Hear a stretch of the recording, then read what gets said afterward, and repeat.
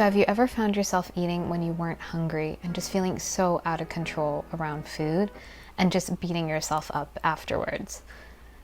If you have, you're not alone. And the real driver isn't food, it's shame. So today I'm going to unpack how shame plays a role in your emotional eating and how you can actually get to the other side. So if you're new here, welcome. My name is Michelle. I'm a certified holistic nutritionist specializing in emotional eating. So let's talk a little bit about shame. Shame tends to happen at a very early age. If you think back, maybe someone criticized your body, your eating habits, how you were doing things, the things you like. You felt you had to look or behave a certain way in order to feel accepted or loved. And so these incidents create shame. And over time, our brain learns to soothe that shame with food because we weren't modeled how to move through that. The thing about food is that it is readily available. It gives us a bit of a dopamine kick. It soothes our system temporarily. It kind of numbs us out or distracts us from what's going on because shame doesn't feel good. And so that's why it feels impossible to stop, even though you really want to. There's something deeper going on.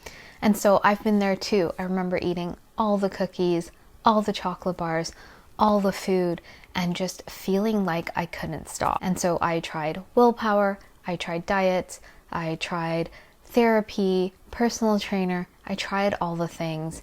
So it took me years to realize that this wasn't about food. This was about shame that was coming up.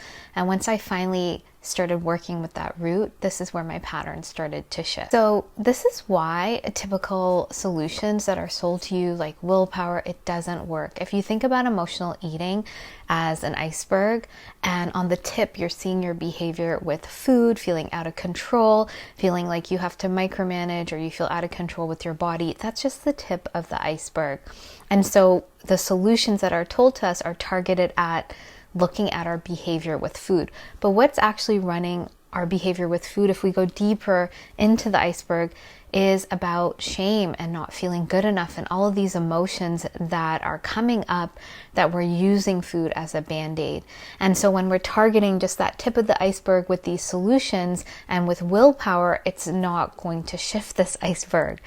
You can't tip the top of an iceberg and expect it to move. You have to go into the deeper core, and you have to be aware that there is this deeper core that is so much more significant than what you're seeing on the surface. And so this is why you have to start working with what's under the surface and seeing how it starts shifting your pattern. So when we feel shame, what happens is our body has learned that food helps us to soothe ourselves. It helps to calm our nervous system. So our body wants to get back to a place of calm. It doesn't want to be activated with these emotions, with this shame, with not feeling good enough. It wants to feel good. And so it's learned over time that food is the way it knows how to soothe itself and to feel good. And so you can notice this happening. I'll share a few client examples. I've had clients that they went shopping for clothes and they looked in the mirror and all of a sudden this wave of like, oh my God, what am I doing here? Why am I buying clothes? Of shame washed over them. They started criticizing their body and they went home and they ordered takeout. And so then they felt shame about their behavior, but the trigger was looking in the mirror and not liking what they saw, feeling shame about their body, and then going back and then ordering food and then feeling more shame and then spiraling deeper. I've had clients, they show up at dinners and all of a sudden they're emotionally eating because they didn't get the compliments they wanted. They didn't feel acceptable. They weren't given acceptance about their body, so they started to feel shame. And so then they started to emotionally eat. And so this is what's happening. We have to go deeper. What's triggering this shame and what is really going on? It's not about the behavior with your food, it's what came before. So how do we begin to shift this pattern with food?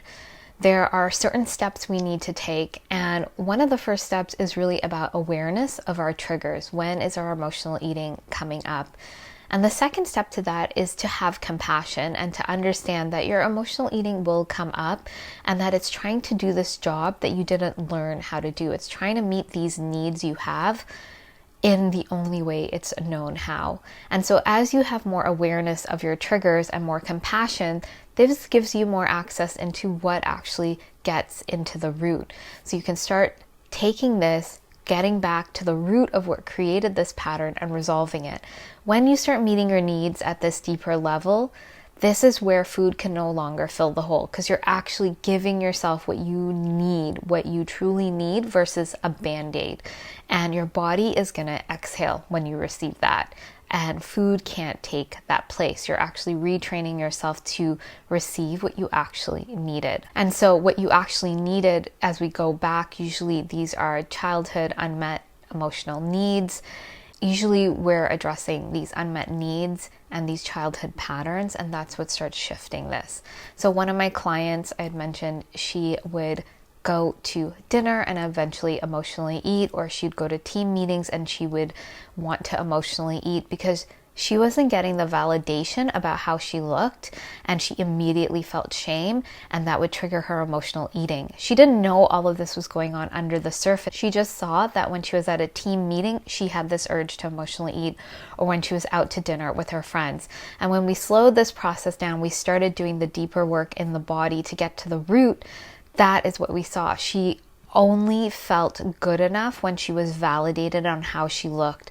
That's what she learned as a child. If she looked good enough, or if she got praise and compliments about her body, that made her feel good. And when she didn't, she felt shame and she would spiral. And so this kept happening over and over again before addressing the root. So she would use food to soothe herself as she was growing up, and eventually she found a personal trainer and she stuck to this really rigid diet, and she was able to lose some of the weight, but she would binge on low-calorie foods, and she could sustain that for a while until it just became too much. And that's when we started to work together to do the deeper work to shift this pattern.